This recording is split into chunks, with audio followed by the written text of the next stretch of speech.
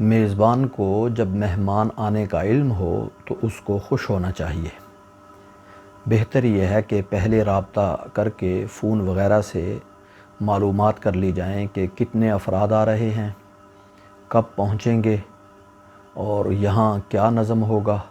آتے ہی پہلے کھانا کھائیں گے یا آرام کریں گے۔ تو ان چیزوں کا، اور اسی طرح پرہیز اگر کوئی ہے تو اس کی معلومات پہلے سے ہو جائیں۔ تو ان چیزوں کا پہلے سے علم ہو جائے تو میزبانی میں آسانی ہو جاتی ہے۔ پھر جب مہمان پہنچ جائیں تو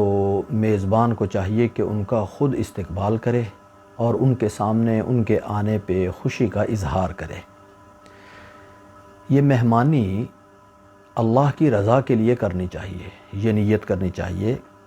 کہ مہمان جو آیا ہے یہ اللہ کی رحمت کو لے کے آیا ہے اور میرے گناہوں کو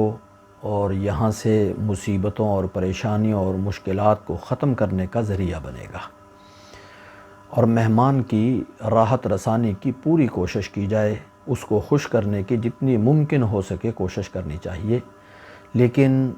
ایسی خوشی کی کوشش نہیں کرنی چاہیے کہ جس سے کوئی اللہ کی نافرمانی ہو یا گناہ ہو۔ مہمان جب پہنچ جائے تو آتے ہی سب سے پہلے اس کا اکرام، سلام وغیرہ کر کے اس کو اطمینان سے بٹھانا چاہیے، اور اس کے بعد پانی وغیرہ پیش کرنا چاہیے۔ اس کے بعد انسانی ضروریات کے لیے کوئی بھی ضرورت اس کو پیش ہو، قضاء حاجت ہے یا اور کوئی ضرورت یا کام ہو، تو سمجھ کر اس سے پوچھ کر اس کی ضروریات کو پورا کرنے کی کوشش کرنی چاہیے۔ اس کے بعد اگر نظم پہلے سے معلوم ہے تو اس کے مطابق عمل کر لے، اگر پہلے نظم معلوم نہیں تو پھر اب مہمان سے پوچھ لے کہ پہلے آرام ہو یا کھانا ہو۔ تو جیسے ان کی راحت اور ان کی طبیعت ہو اس کے مطابق عمل کیا جائے۔ اس کے بعد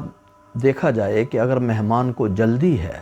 اس نے کسی اور جگہ جانا ہے، تو اس کو وقت بچانے کی کوشش پوری کرنی چاہیے۔ اپنے تکلفات میں پڑ کے اس کا وقت زیادہ ضائع نہیں کرنا چاہیے، بلکہ بہتر یہ ہے کہ جو ما حضر ہے اس کے ساتھ مہمانی مہمان کی کر دی جائے، اور کھانے میں اپنی حیثیت کے مطابق کچھ تکلف کرنا چاہیے۔ مہمان کے اعزاز کے لیے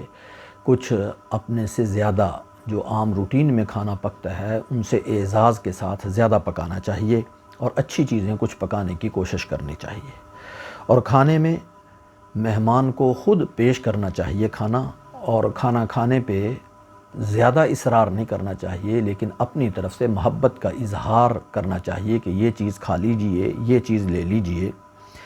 اور بہتر یہ ہے کہ کھانے میں خود بھی شریک ہو، مہمان کے ساتھ کھانا کھاتے ہوئے مہمان کے ساتھ شریک ہو،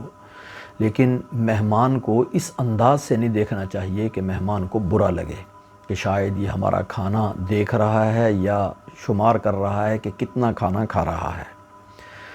میزبان کو 3 دن تک مہمان کی ولولہ اور جوش کے ساتھ مہمانی کرنی چاہیے، اور اسی طرح اعزاز کے ساتھ اس کی مہمانی کرنی چاہیے۔ اگر وہ اس سے بھی زیادہ ٹھہرے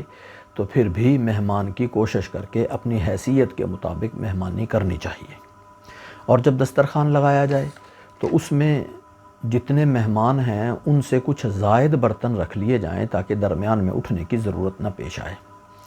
اور جتنی ضرورت کے برتن ہیں وہ سارے ایک ہی مرتبہ اکٹھے ہی رکھ لینے چاہیے تاکہ بار بار دوبارہ درمیان میں جانے کی ضرورت نہ پڑے۔ اور مہمان کی عزت اور آبرو کا پورا خیال کرے، اس کو احترام اور عزت پورے طور پہ دے، کسی طرح بھی اس کو تکلیف پہنچانے سے بچائے، اور ایثار کرے، یعنی خود تکلیف برداشت کر لے، مشقت برداشت کر لے، مہمان کو راحت پہنچانے کی پوری کوشش کرے۔ اور اگر مہمان کے بارے میں پہلے سے دل میں کوئی کدورت ہو یا کوئی ایسی بات ہو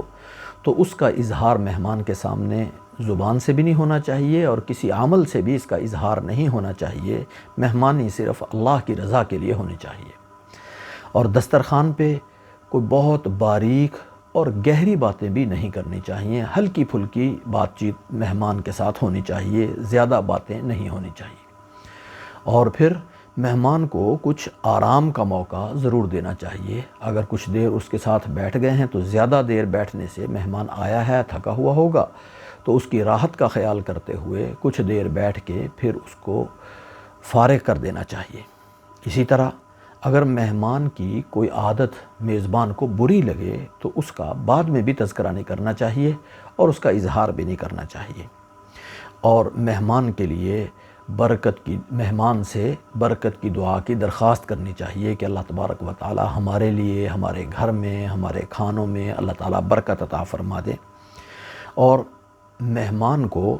خندہ پیشانی سے ملنا چاہیے، اور آخر میں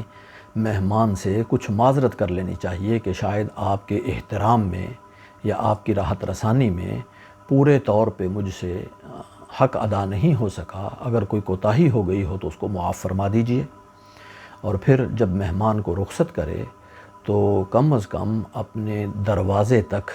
اس کے ساتھ پیدل چل کے جانا چاہیے، اس کو رخصت کرنا چاہیے،